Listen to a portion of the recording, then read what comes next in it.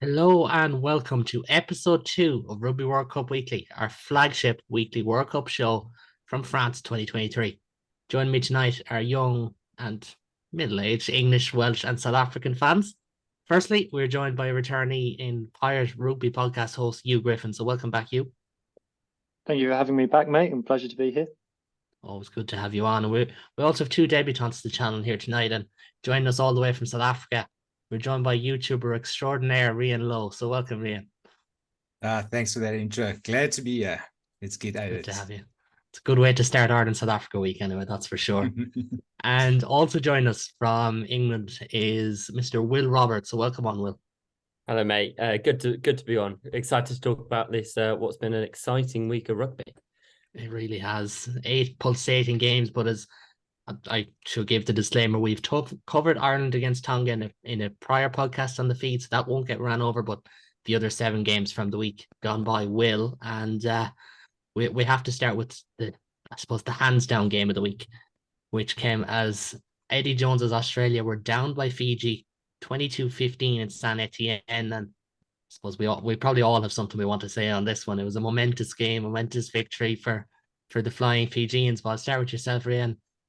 Like an incredible win, but the manner of how Fiji did it, that was so impressive. The game management that we thought they had lost with Caleb Muntz out injured ended up being what got them over the line. Yeah, I was sitting thinking about it today, and I thought to myself, if you close your eyes and if I describe you this team, a dominant pack, good kicking game, menacing breakdown threat that stops attacks, wins turnover penalties, and then a kicker who can go for posts and get you 3 points every time. Who would you think I'd be describing in a match like this? You would think it'd be Australia, right? But it's so weird to think now, and it's almost not even a surprise that it's Fiji that were the team that looked more professional, more experienced, and just more up for it.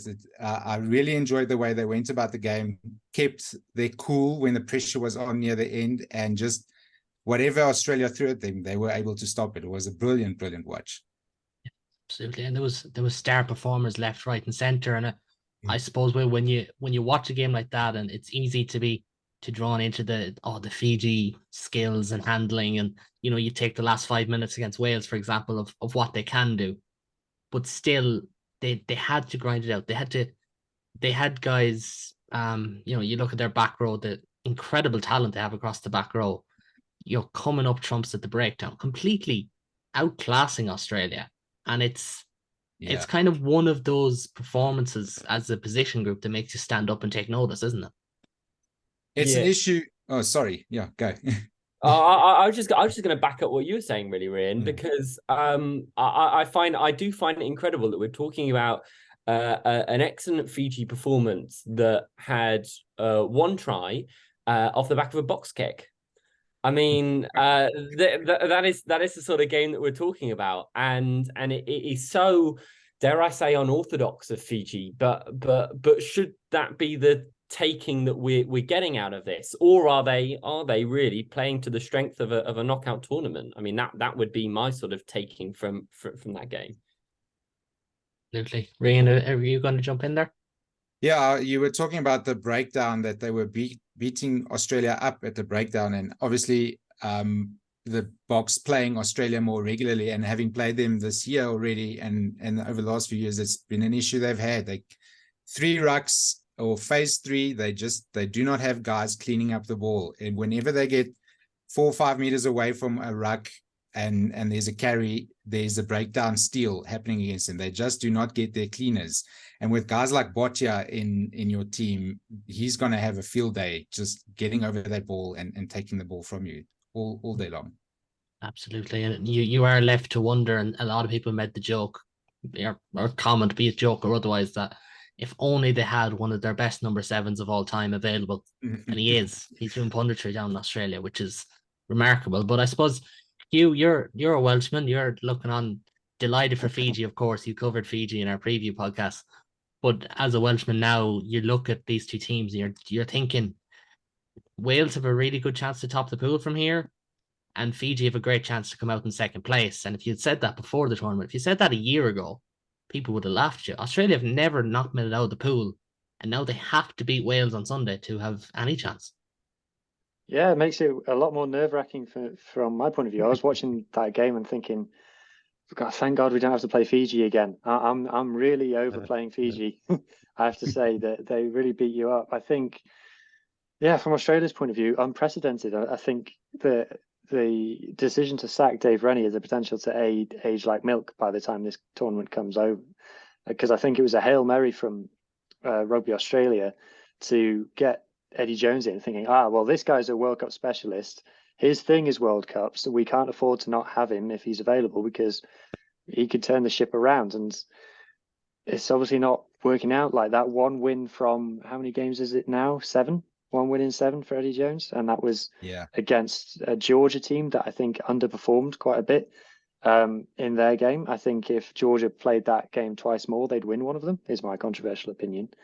But yeah, Wales' chances, I've had some Welsh friends messaging me saying, I had one friend in particular message me and say, if we want to be taken seriously, we need to be getting 20 out of 20 points from this pool. We need to be getting bonus points victories in every game.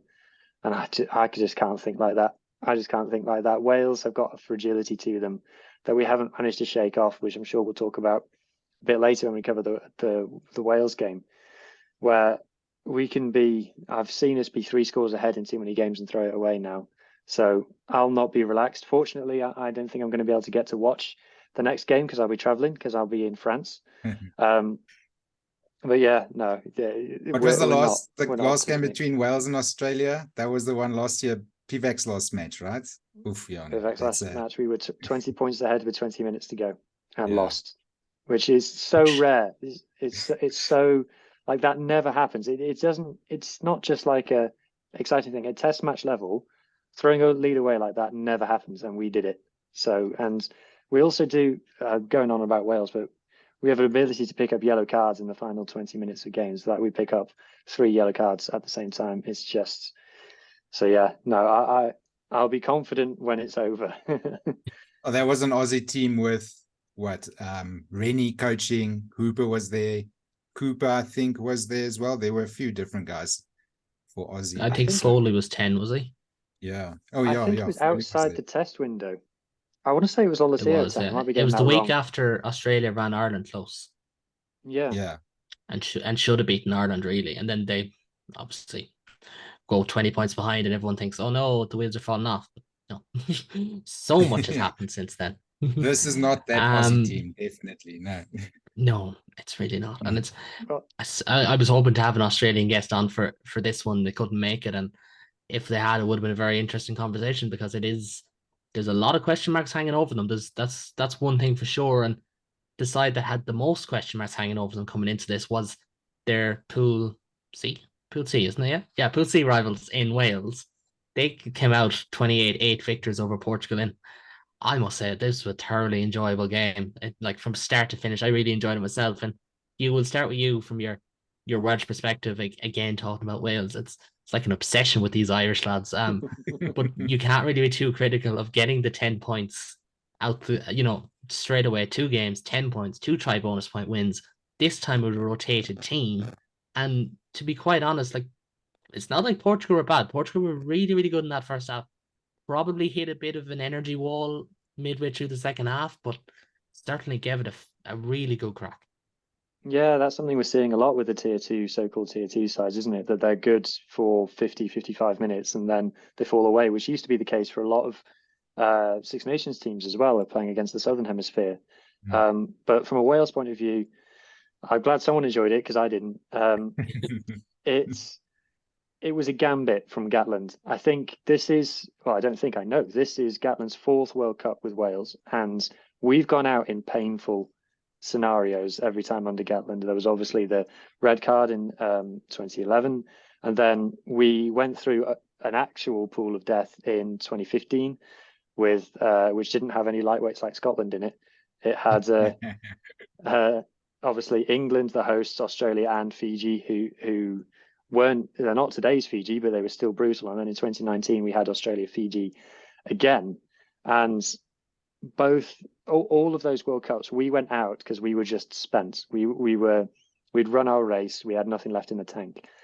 So I think Gatland is looking at it now like, if I can get away with a pool game where I don't have to put any effort or preparation in at all, where I can just pick any old team and chuck them out there. I mean, they're a professional side, so I'm sure this isn't true, but I can imagine that they didn't do any prep. They maybe did a couple of PowerPoints on watch out for this, watch out for this, watch out for this, and then go out and just do it. We didn't run any big plays. We didn't have anything special prepared for Portugal. We just kind of winged it. We got away with it. I would say that we got away with it, getting the bonus point.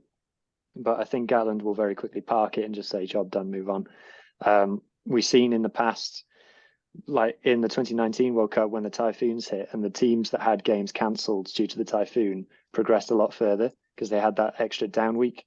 And I think that's what Gatland was trying to create here, was an extra down week. But from a Portugal point of view, it was great to see them get a run out. And it was great to see them score a really lovely try. I will point out, though, from a Wales point of view, Portugal didn't threaten from open play. They obviously scored that really nice, worked, no-look pass down from the line out. But from open play, they didn't really threaten our 22 at all. They had Faletau with a lovely chase down tackle, and that was a good one. Yeah. That was a good one, and that's good to see, because Faletau, I think, doesn't get the admiration he deserves. I think he is in a level of player that I don't think people like to talk about with Welsh players, to be honest. I think if he was a Kiwi, people would be going, oh my God, this guy. And I think he would be getting, I put him above Surveyor, definitely. Ooh. No, I don't hesitate in saying that. I put him above Surveyor. I put him above. There was a while back, whenever there's a Lions tour comes around, everyone goes, oh, Billy Vunipola or Talupi Faletau. And I'm like, guys, why are we having this conversation? You're on the right podcast for that answer that you're going to give. Yeah. But yeah, like I say, although people say, oh, we expected more and more from Wales, any Welsh fan who's watched Gatland play a TT team has seen that game 1,000 times, because every autumn he puts out a scratch team that's never played before. That team had no cohesion. I'm trying to think in my head, have Gareth Anscombe and Lee Halfpenny ever played before as 10-15 and couldn't think of a game. So like I said, job done, forget about it, onto bigger and better things, hopefully. Absolutely. And I suppose there's when you talk about tier 2 teams, you don't want to be disrespectful. I'm not on about Wales there now, in case you're wondering. You have to give Portugal their credit, and they were really, really good. And yet there's only one thing that we can talk about from Portugal, and that is that line out try. You know, the smirk on the hooker's face before he went to throw. You knew they were going to do something special, and they did. And like these are the moments that last, because like that's their first try this World Cup, and like they've only been to one World Cup previously. And when you talk about the bigger picture, which is always important to bring it back to, that's going to be a moment that's going to transcend this tournament in so many ways. Yep. Sorry. Will, yeah, sorry. Yeah, sorry. No, I lost you sort of halfway through that, which I imagine was the point when you said my name. No worries. Sorry, just rephrase that for me what more time so I can make sure I definitely get it right. I'm just saying that the try itself and the fact that Portugal haven't been to too many tournaments, like they're the moments that last, and it's great to see. And the nature of the try, the move that it was just fantastic. Massively. A lot of the time in the build up to, for example, with Namibia and their game against New Zealand, we talked about when they last faced in the World Cup, Namibia getting that one score against New Zealand, and that it was sort of almost written down in folklore, really amongst Namibians in terms of that score against the All Blacks. I mean, Portugal have had a pretty rough road to get to a World Cup. That's an achievement in itself. It not necessarily is an end goal, but it's for an ambitious tier 2 nation. But it's certainly a starting point. So to get a try, and as you mentioned, a really well worked try, not a fluke, not an intercept, not a piece of poor Welsh play, but to get it through the hands like they did and to score in that fashion, I think is is something they can take a lot of promise out of, not only throughout the rest of these pool stage games, which become fairly elementary now, and sort of just are ones that they can just sort of learn from, with obviously no real look on to further afield in this competition, but also build. And I'd love to see a few more tier 2 nations really knocking on the door.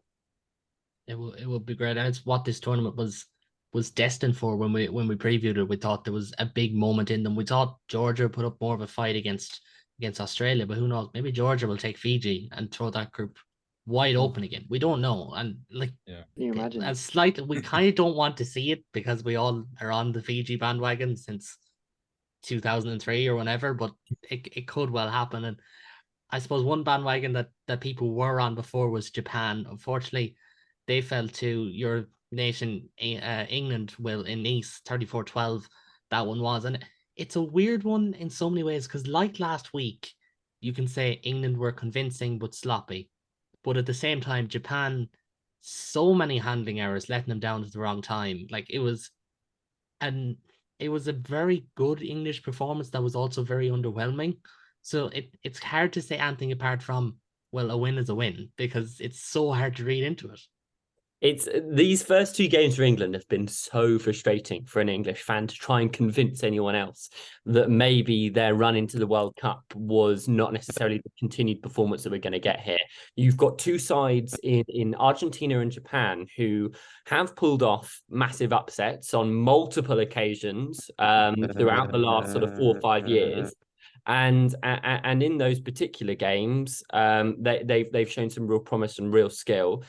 They've both had absolute stinkers against England, and England on both occasions have come out with wins. And it's really difficult to try and explain or try and highlight any do-gooding of England when you're coming up against opposition that are just having off days. But I mean, the tactical approach from Japan was very unorthodox. Steve Borthwick mentioned that in his sort of post-match interview. He almost admitted the fact that he was very confused by the kicking orientated sort of design that Japan went for, which England, I don't know whether, I genuinely don't, I'd love to know whether their kicking game was on the fly, and whether, especially from Mitchell, I think they had 18 kicks from hand from George Ford, 14 from Alex Mitchell.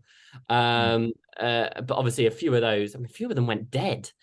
When they had kicking on the front foot, which obviously Borthwick used a lot with Leicester, which is how they won the Premiership, were kicking on the front foot, sort of this new age sort of way that kicking should be appreciated within rugby union. But it seemed to be a bit butchered in places by England. England were booed by their fans. I think that was the French. I think we can all see a lot more of that. I mean that is what the media have taken from it. That was the headline when I woke up on Sunday, on Monday morning, or this morning, in fact. Saw on Rugby Pass, England booed in Nice, and it's so. Tap the sign, Caelan. Yeah. Sorry, Rugby Pass are owned by World Rugby, but they only seem to talk about England. That just has to get a mention. Yes, no, you're not wrong. But I just think it was a really odd performance to sort of try and pick apart. But now with Chile on the horizon, where do you bring Owen Farrell back in? That's a question for a whole different podcast. He's got to go to 12, surely. Well, Martin's only touching the how ball can we 4 be times. here again? Going on like this. Let a Southern like Hemisphere O'Farrell. person who has won 3 World Cups tell you guys, you do not need to have every good player on the field at the same time. Yeah. Put the man on the bench. They don't have 15 good players. Just put the man on the bench. Well, Someone has to miss out. That's what happens. That's just how rugby works. I think it's moving him to 12 or having Tuolangi made 3 runs for a 12-meter gain during his match against Japan. So that is a for what Tuolangi is there for, which is to make gains. He made none over a 70-minute performance. Obviously, he came off Ollie Lawrence.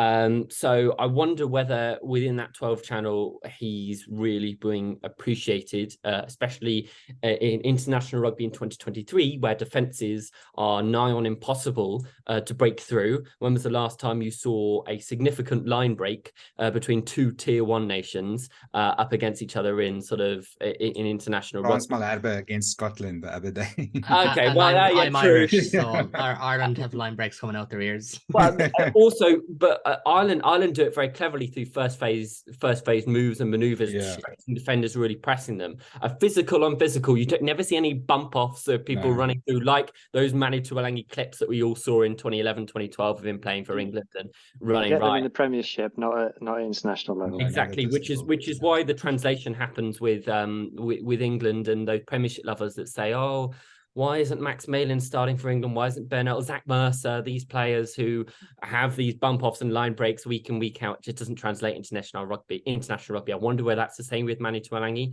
Do you drop him, bring Owen Farrell in? I mean, this Chile week's almost come as a bit of a blessing. You've then got Samoa, who are again kind of like a very similar sort of beast to that of Japan and Argentina. England win that game, people go, oh, well, you were supposed to beat Samoa. You were supposed to beat Samoa. England lose that game, and then it's England done, ruined. They're going through to the quarterfinals, but they're not going to get anything from it. This is arguably, I don't know whether it's my English bias coming across, but is this a weird group of death for England specifically? In terms of having 3 banana skins? I'd actually chuck in Chile as well. Go on. 4 banana skins, to which everyone you'll be underappreciated when you beat them, but be absolutely pressed on if you were to slip up in any way. It's seemingly how England like to present their rugby at the moment, but it's a head scratcher for sure. There's so much to take away just from that. Like, you go on about Premiership players possibly being overhyped, but then you look at someone like Jack Willis, who was integral to Toulouse going all the way, stepped in for Anthony Gelange, one of the best back rowers in the world, and he can't get in the English bench behind Bentley Vunipola, who's blowing after 5 minutes. And like, you do wonder with Borthwick, is there a Premiership bias? And then you look at the kicking game that won him the Premiership. Like, for all the excitement, it has been won by the most front up teams. And I'll throw it over to you, Riaan, because 4 years ago we were told South Africa were ruining rugby. There was too much kicking. They were kicking at the wrong times. And now here we go. We look at England and they're being told the exact same thing. The only difference is, I would say, is South Africa had Willie LaRue, they had Lekanyo Am, they had incredible ball players across the midfield. And, you know, I know people said, well, Pollard isn't the most attack intent, but they had it around him. Dale Lende, you know, LaRue, that spine. England on the flip side, you know, I think Tuolangi and Marchand only combined for like 8 or 9 passes in the entire game. Yeah. Freddie Stewart had a number of cheap handling errors. I suppose, not asking you to go full South African or the saviors of rugby here, but as someone who's been told that this brand doesn't work, it feels like the plan is okay, the execution is just a mile off. I've been thinking about it for a while now. I recognize this game plan like it's the back of my hand. This is also what we used, obviously, to win. It's 10-man rugby, kick it into the sky and have a very good chase. Or if it's being kicked back at you, have a very good high ball defense. And then along with that defense, have a good pack. With that kicking game, have a good pack and have a good defense. This is all rugby 101. I just think it's a big issue has been we didn't see George Ford for so long. He's come back and it's all of a sudden started looking a lot better. I've always said that the best teams are built around a single club. Ireland is Leinster, New Zealand is the Crusaders, South Africa, while people say we're from all over the world, the core of that team is the Stormers. Most of those guys played together for many years at the Stormers. England now have one more piece of the Leicester Tiger puzzle there. They've got George Ford in. Who was outside of him? Was it Atkinson or something? Did Leicester have a heavy 12 running next to George Ford? I can't remember. They'd have that Matt Scott, I'm pretty sure, was there during that final. Who, sorry? Who's that? Is he big? Who's Matt Scott?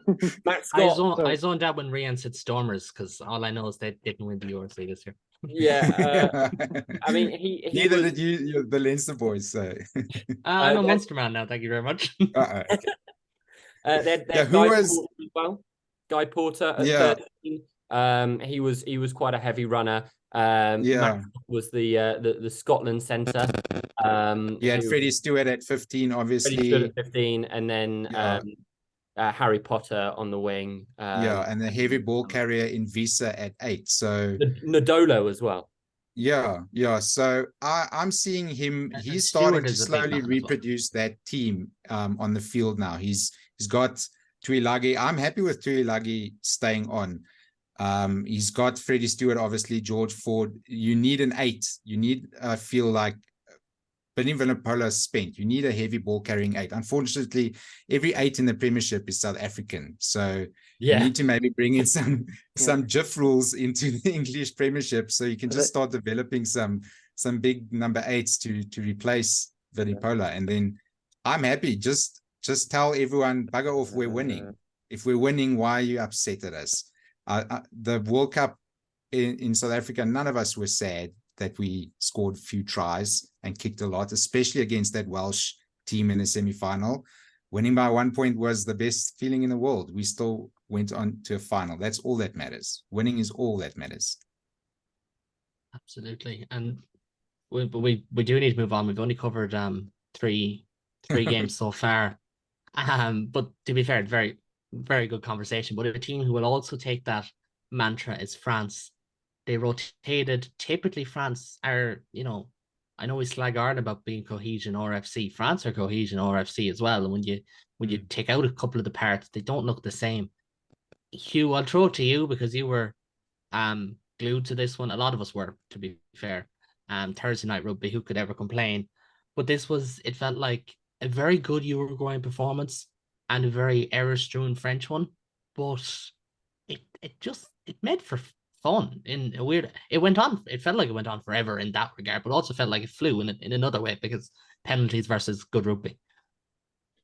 It did feel like it went on for a long time, but it was a great game. We kind of on the Pirate Pod, we picked Uruguay as like one of these guys are serious. These aren't like a flash in the pan.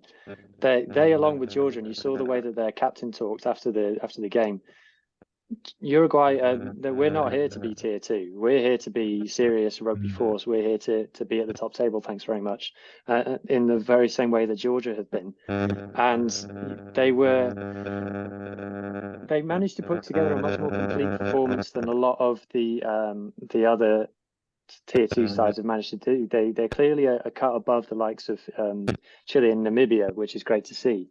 It was a very at times drawn out game. I think there was 31 penalties given in total, 16 for one side, 15 for the other, which is a lot of penalties for a game. Normally you see one side in the high teens, maybe not both. That's quite unusual. Going back to France's cohesion though, the interesting thing about what France have been doing, and it's quite World Cup centric, is that rather than playing sort of like some other team and mix it up with another team and kind of trying different things, France have been very much operating A team, B team. So they've had the one with like Dupont, Unsamak, Audrey and things in it. And then the other team. So like in the summer, there was the team that played away at Scotland, and then there was a different team played at home to Scotland, and then there was the first team again played at home to Fiji. So, but for whatever reason that didn't work. I don't know whether it's because the injuries to the first team meant that those second choice players were now playing in the first team. We saw that France had to go to the bench. There was like the moment it was like, oh crap, break glass, deploy Audrey, type moment in the second half. But yeah, it was. The thing what I will say about Uruguay, that for all amazing that they were, they didn't kick hardly at all. And we're seeing that in kind of the seconds. In the tier 2 teams, we're seeing that they have gaps in the game. And for Uruguay, I think kicking was the thing. So their kick to pass ratio was 1-9. So anything above 1-6 is like ridiculously not kicking. So a 1-9 kick to pass tells me that they were keeping it in hand, and they scored 2 great tries. Especially the second try was thrilling. But yeah, they that's the next step for them. But hopefully, that's on the back of this performance. There are people shouting, "We need to see these guys more. We need to see the teams playing against these more." And it feels like Uruguay have got the motivation to do that, which is fantastic to see. And we talked about on last night's pod about Tonga is we keep coming back to the same conversation every 4 years. We need to see more of Uruguay, more of Tonga, more of, Japan or whoever. But then World Rugby goes in and basically asks Sanzar and the Six Nations to structure the international game for them, and then they leave out these teams. So like, if we're back here in 4 years' time, don't be surprised.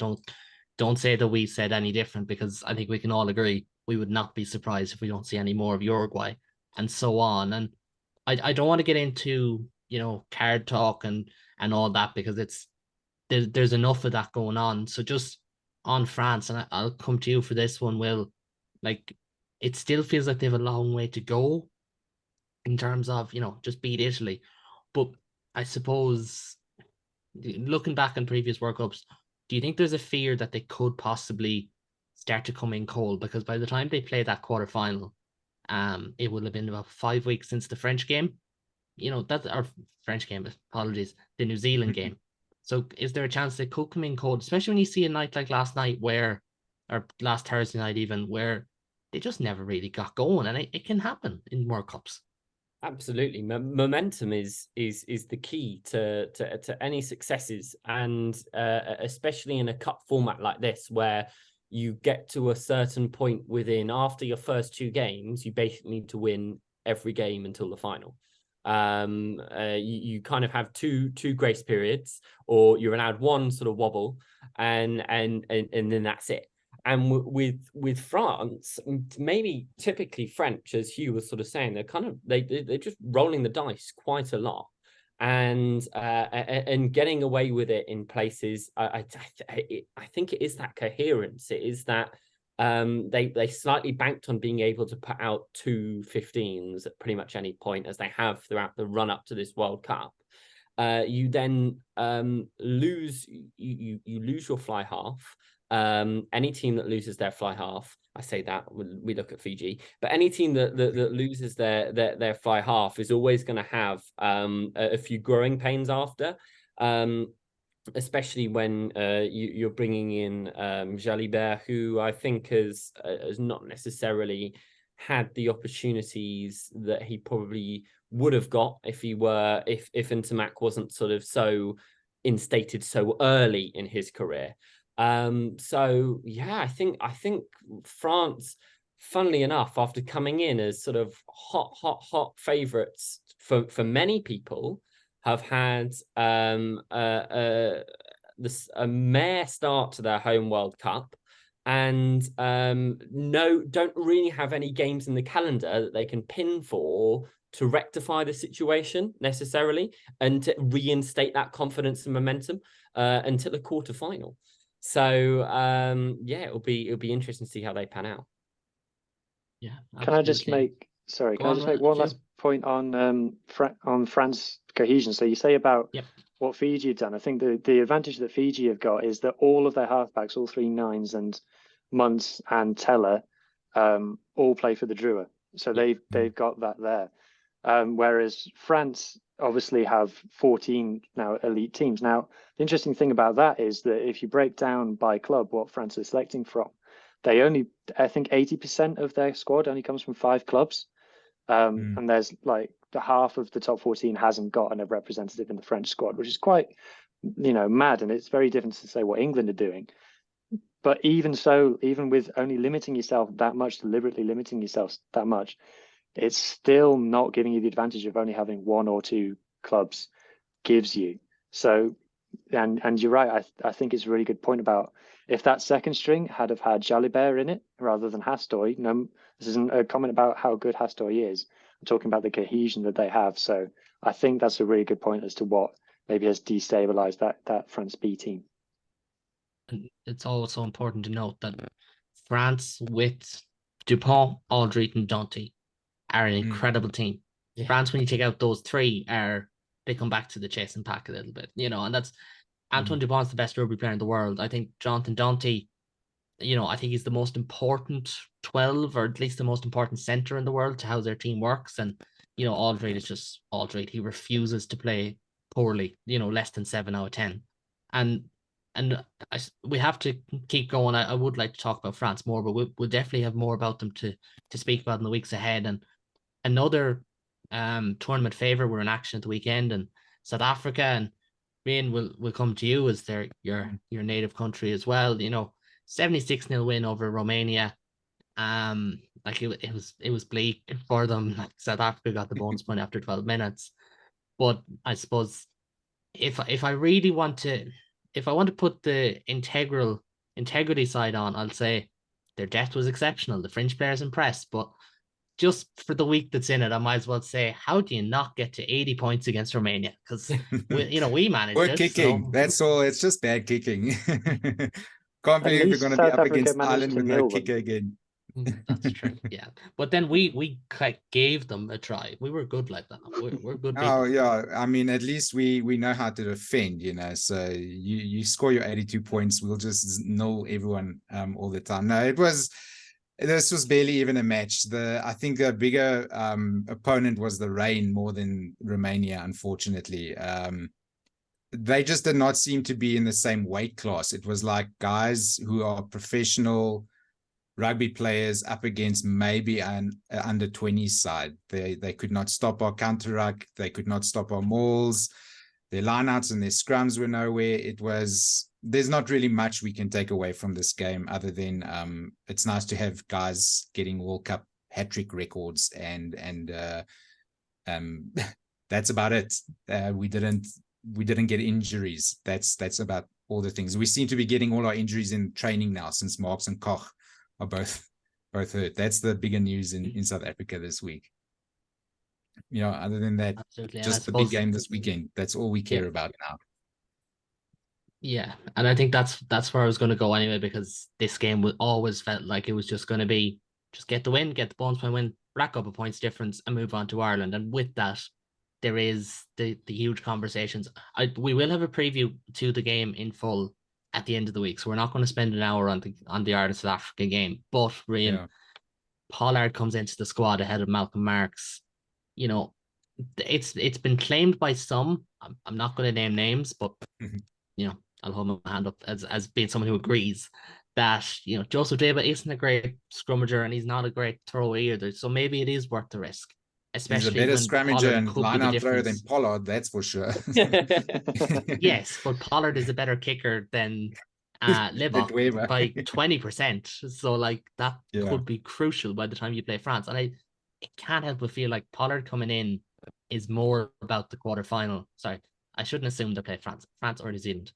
But that's more what this is for, it feels like, than the Ireland game. Because if anyone knows, if there's only one team who's ever done it before by losing the pool game and win the tournament, that was South Africa 4 years ago. They know it is more important that they are right in October than now. Yeah, that's for sure. We can't discount Scotland. You guys are already talking like you've beaten them. So I'm sure the Boks will not want to rely on Scotland to lose to Ireland. But this is definitely, they called up Pollard because we wanted him. He would have been in the squad if it wasn't for his injury. We were, no one will say it out. Well, the coaches will never say it out loud, but they were waiting for an injury so they could call him up to the squad. I wish it wasn't Marks. And I would much prefer Dweba on the bench against Ireland, even if he's not as good a line-out thrower. I'd much prefer him than Fourie in a scrum against your front row, So this is a risk. We've been taking weird risks this whole tournament. We've had 4 scrum halves. We've had a 7-1 split. So what's another week of weird call-ups and funny tactics, We'll just go through this World Cup, keeping people guessing. And if we lose this game, it's not the end of the world as long as Scotland loses well. And then, how good is it to have it's a bit back. We're going to have our two main. Probably it's a bit Mostert, and then we have the Munster boys on the bench. So that'll make whoever's hooker feel a little better this week. Absolutely, and I suppose again leaning into the SH1T housing of the week that's in it. Joseph Draper promised that he would F Munster up physically. He's not going to get the chance to do it to Ireland either. So we wait for that promise to be held up by Joseph Draper. I've nothing against I that. ain't no Stormers fan, so don't hold that over my head. I thought all of Munster's players were playing for South Africa. No. Yeah, no, we supply a lot of their best players to them, And Tonga, of course. No. No, there's no need for that now, lads.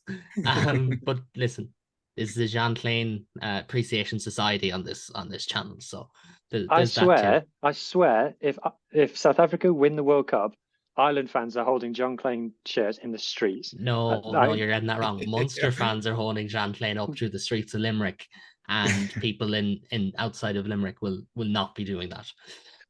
But we'll move on to, you mentioned the rain was a big hazard in that one. The rain was a big hazard in Toulouse. It was quite literally a downpour in Toulouse, with the All Blacks hammering Namibia. Will, you wanted to talk about this game because, frankly, it's not about what the All Blacks did. It's about, what we're taking away from the group, the bigger picture with their selection, their tactics and all that. And one of those is the 10-15 access, because to his credit, Damien McKenzie had a very, very good game. Still unsure if he can do it at test level, but with the same qualms about Richie Mo'unga up until about 2 years ago. So there's time, but there's definitely options there for New Zealand in the 10, 15, even 9 axis. Yeah, I think this game was a really interesting one, and I'm kind of gonna pick up on what Riaan talked about with South Africa, in that South Africa against a very similar side in Romania didn't give anything away. They played players deliberately out of position to sort of limit the injuries that they were going to potentially get in a physical game as such. They very much kept cards quite close to their chest, obviously in a very different position to New Zealand, who had obviously lost to France in the first game. And I think in this game wanted to leave a bit more of a mark. Sure, there was rotation, but I thought they played a lot of first phase moves. They showed their hands in places, in terms of what they could potentially do against Italy, Uruguay and beyond. And with that 10-15 axis, you almost had sort of the Bodie and DMAC playing, I'd call it almost 12 and a half. Like they were playing both 10 and 15, which I loved watching, to be fair, because you'd usually you'd have your man standing at first receiver and the pod outside, and then you realize that they've still got an attacking player in the pocket outside that forward pod. I mean, it was a dangerous sight to see, but I just wonder, against Namibia, was it necessary? Was it necessary to try and show such sort of such a tactical hand? Got a red card. Ethan de Groot's obviously not an integral player necessarily to not one of the first players you think of in that New Zealand team sheet, but a player who would have still played a mighty big hand within the next couple of games for New Zealand. He's now out for, I think it's a 2-match ban. I imagine so, if I'm going to be correct. It's 3, and then the tackled school, that whole rigmarole is the week off, and that would bring him back for the quarterfinals, providing he turns up for school. Yeah. Yeah. So I just think I thought it was a really interesting, almost like deliberately morale boosting for New Zealand. I think they kind of they basically got beaten up a little bit in the school playground by a fellow year 11, so then went and picked on a load of year 7s to make themselves feel better. You could have gone around it a bit of a different way, but it'd be interesting to see now with Italy in the way that they try and take on tier one nation. Well, they are a tier one nation in themselves, but the way that they try and take on nations who have the favor in these sort of games is they will try to think in more unorthodox fashion and try and work their way around New Zealand. I do wonder if New Zealand have shown what they could potentially do, and that might come back to bite them in these next few pool games. And certainly if they were to face South Africa, who, as we know, Rassie Erasmus absolutely loves looking at opposition, probably more than his own team, would potentially take a lot of tips out of how they fared against this Namibian side.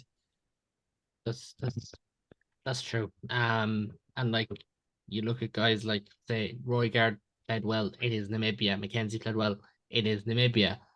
But then, to be fair, Barrett and Mwanga, some people said they did all right against France, but they're going to need an improved performance as well. And it's kind of damned if you do, damned if you don't territory for New Zealand from here on in, because realistically, it's New Zealand. They'll feel like they have to get to a semi-final. And if they get to a semi-final, they should get to the final because they're better than the teams the other side of the draw.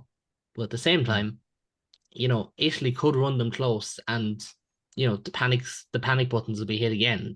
And there's just so many question marks. They've almost fallen from these are one of the main contenders into we don't know what the full picture is, like most of the teams in the, as I like to say, the Barbie side of the draw of Pool C and Pool D. And we're going to end death. the pools of vibes, I think, is a better way of putting it. We will end things for tonight on Pool D with the final game, which was Samoa's 43-10 win over Chile. And I know we've mentioned it about the France Euro game, but this was genuinely one of the longest games ever played. This seemed to go on forever with all the TMO stoppages. Hugh, you do claim to have sat through it. I wouldn't blame you if you didn't, but I suppose kind of on the game, it was a good win. But as a Samoan side who are being talked about as a potential upsetter, could they possibly give I was going to say Samoa, give Argentina a game? Could they give England a really good game with their style? It feels like they have the ammunition to do so, but then at the same time, we have to step back. It was a Chile side who weren't, it felt like they were better against Japan than they were this week and so on. Yeah, maybe. I think Samoa took a long time to warm into this game. They obviously took their shots at goal and got 12 points on the board for the majority. I think they scored right at the end of the first half, their first try with a bit of a breakaway. But yeah, you have to remember how few games Samoa have played over the last 4 years, and now you're adding in all those new players, which are upgrades on the players they previously had. But they haven't played together. They've had no time to gel. It was interesting to see Lele Afano get the nod over Sopoaga, who'd played in the last two games. I think Lele Afano's probably got a few Australian people looking a bit wistfully at him right now. I think he had a very good game. I think he's been possibly too old for Eddie. Well, maybe, but I think he's been the best addition that Samoa have had. Again, a bit like some of the other games we talked about, we saw the difference between like a tier 2 and a just becoming tier 2 team, in that Samoa's game is a lot more complete. There's a lot more to it, and I think they had a much more sophisticated game that took longer to get going than Chile's quite simple game that started well and then fell away. Chile actually made a lot more meters in this game, but I think that's more to do with it's all about their running. Obviously, their first try with Fernandez, that amazing dummy, which then set it up. But I think their attack is much more about one player bursting through and doing something amazing and then them capitalizing on that, whereas Samoa's attack is much more creating things. We saw the try at the beginning of the second half in the corner where there was lots of like very intricate passing and things and a great finish for them to get it through. So I think, like I said, I think there was a step change between the two. I do think that Samoa are better than Japan. Obviously, they beat Japan in what was a terrible game in the Pacific Nations Cup, just gone in this summer, but I would expect them to repeat that.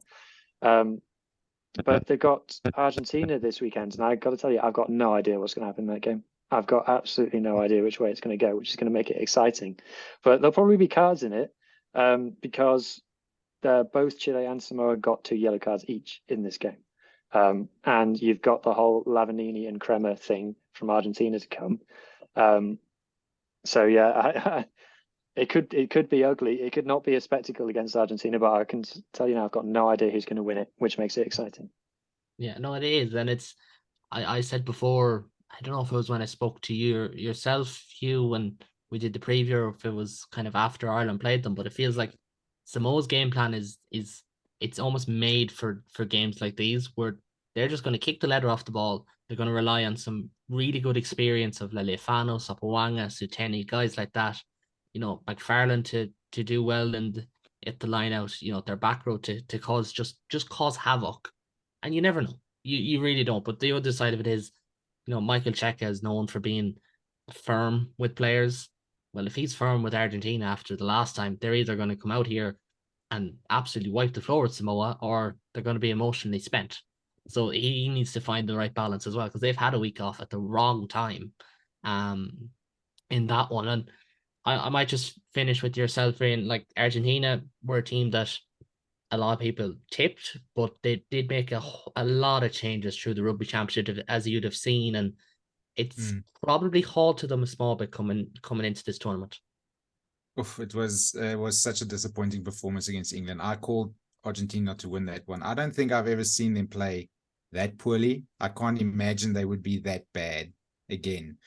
They could not hold on to a ball. They couldn't put phases together. The discipline was shocking. So if they play to what I know how they could play, I mean, Ellis Park this year was, I was there. I was terrified of losing to them. If they play like they can play, like we know they should be able to play, they're very inconsistent. They should be able to take Samoa. Samoa's good. I do like their players, but Argentina just, I don't know. There's a thing with Michael Checa. He's also got that Eddie Jones Mourinho issue where he's good for 18 months and then the team starts getting a bit over it. He's a very emotional, angry person if you start losing. So hopefully he's learned over the years to channel that a bit better, and he can get this Argentina team to come back to. They're a very effervescent team if they're happy. They run it very well. They're very good at offloading.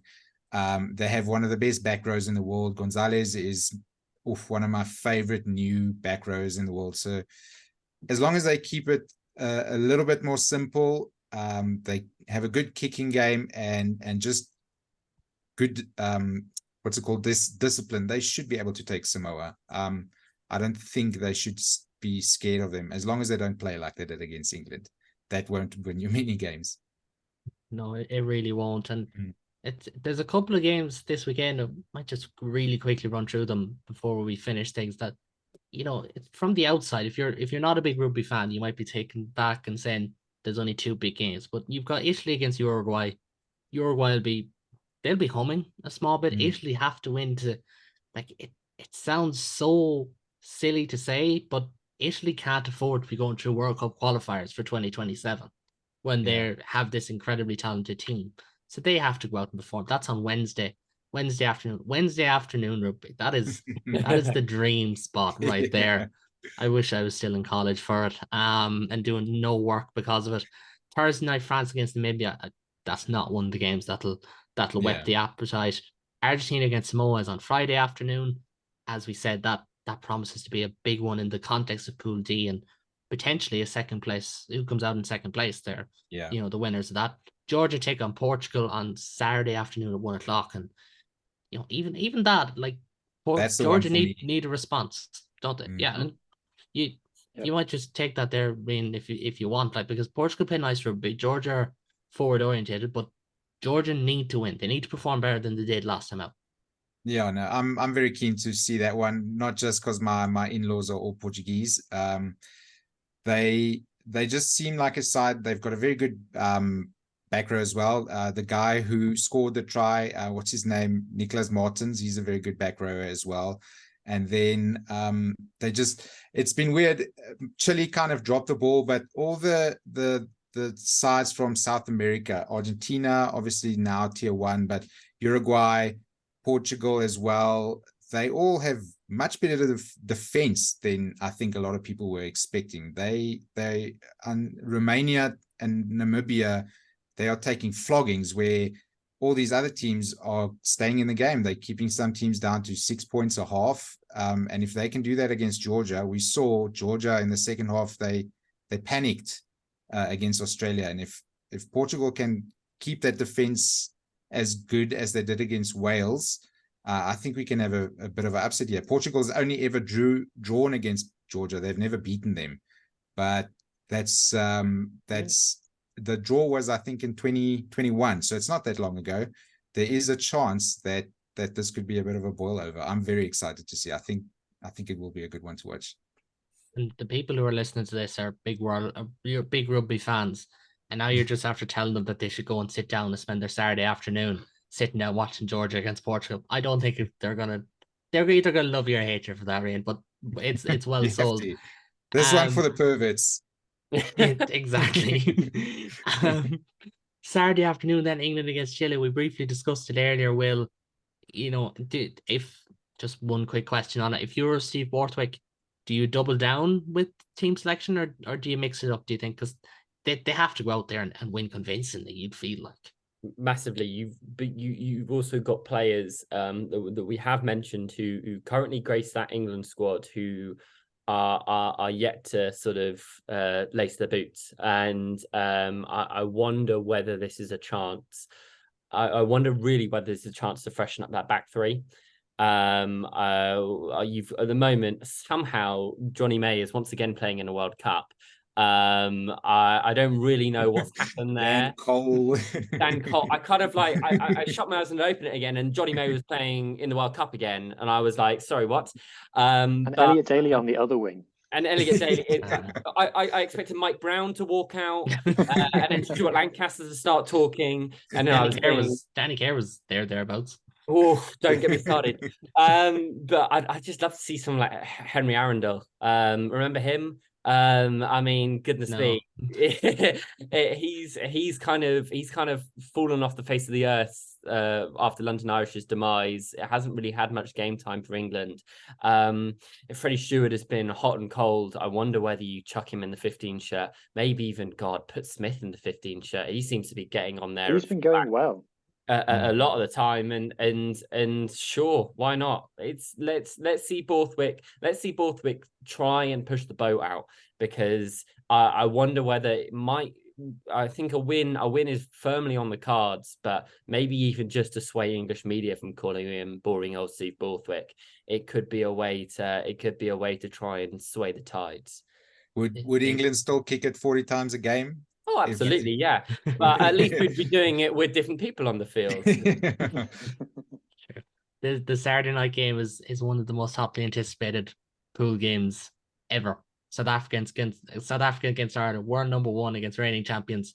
The two new besties in world rugby. Yeah. Exactly. Two URC frenemies. We'll talk about that on Thursday night, though. Derby. No, come on now. Less about Jean Klein. We will talk about that on Thursday. So people, we're not skipping over on purpose. Wales against Australia is the Sunday night, the big one. Hugh, I'm sure we'll be chatting in due course, but not on this podcast. Are you confident Wales can get the job done? If sport makes sense, Wales beat Fiji, Fiji beat Australia, so Wales should be even better than Australia. Sport doesn't make sense. The world doesn't work like that. I have no doubts. I'm going to miss this because I'm going to be in France and I'm going to Scotland versus Tonga, and I'll be travelling back whilst this game is on. And I'm kind of glad, because I tell you what, watching Wales takes years off your life. And Scotland doesn't. Not for me. No, Scotland just take years off my life. Wait till you hear Eddie Jones calls up Curtly Beale in the week or something. Oh my God. Is he that loud? Is he not in custody currently? Or maybe not. Maybe he's just avoiding it. We can't be saying things like that, lads. I do not have lawyers.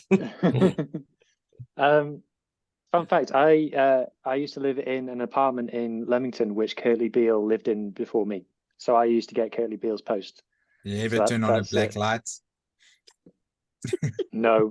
I will tell you that the sofa had a huge dent in it where obviously he used to sit. Okay, less the Curtly Beale talk, as I have to intervene now. So Yeah. Do you think they'll get the job done? We should, but I've got absolutely no doubt that with 5 minutes to go, we'll have 2 men in the sin bin, and Australia will be 1 point behind. And Dan Biggar will be absolutely bollocking someone, whether he's on the pitch or no. not. And the other game is Scotland against Tonga. We briefly talked about this in the Ireland Tonga review pod. It feels like if Tonga had another week, maybe they could give Scotland a rattle, but just it's hard to see it, isn't it? Just they don't seem to have the cohesiveness at the moment. They look like a team who haven't been playing, and if nothing else, Scotland are a well drilled side. So I think we all assume Scotland will get through that and get their tails back up again. But you never know. It is Scotland.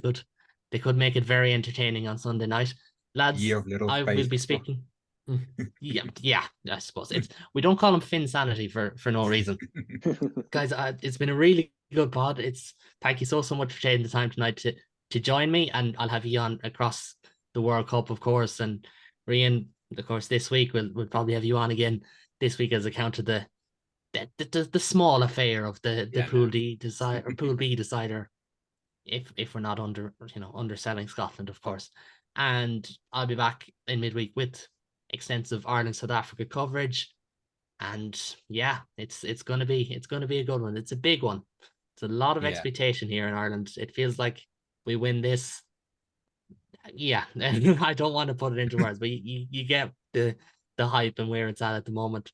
So again, thanks very much, lads, for joining me, and for those at home listening, I hope you enjoyed it as much as I did. And I apologize for any technical difficulties we may have had during the middle of the podcast. And if you do like what you see or hear, please do subscribe. You'll find the links for my channels down below, and as well for the guys' Twitter pages, and in Rian's case, his YouTube channel down below, as always. But for now, and until next time, take it easy.